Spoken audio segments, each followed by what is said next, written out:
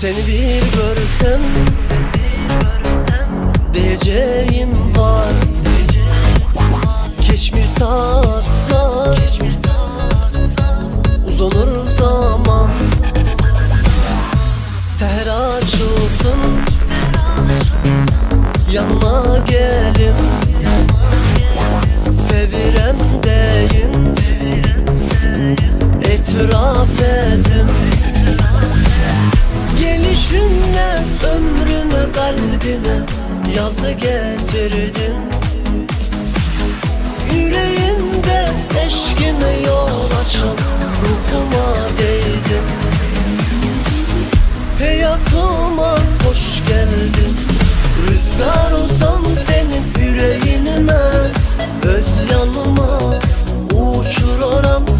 Yağmur olsam her gün yollarına, etrafıma damlayarım. Rüzgar olsam senin yüreğine, öz yanıma uçurarım. Yağmur olsam her gün yollarına, etrafına damlayarım.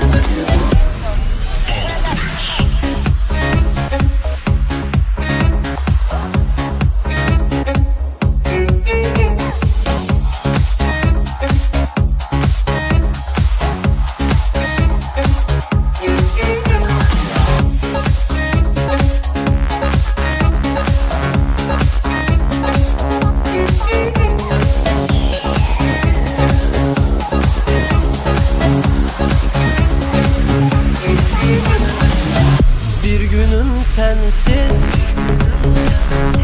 bir anım sensiz.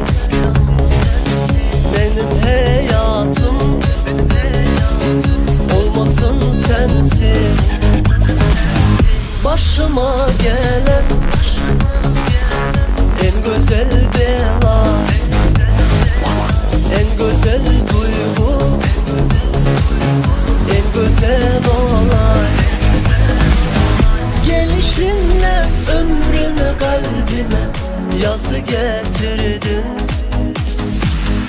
Yüreğimde eşkime yol açıp ruhuma değdin. Hayatıma hoş geldin. Rüzgar olsam senin yüreğine,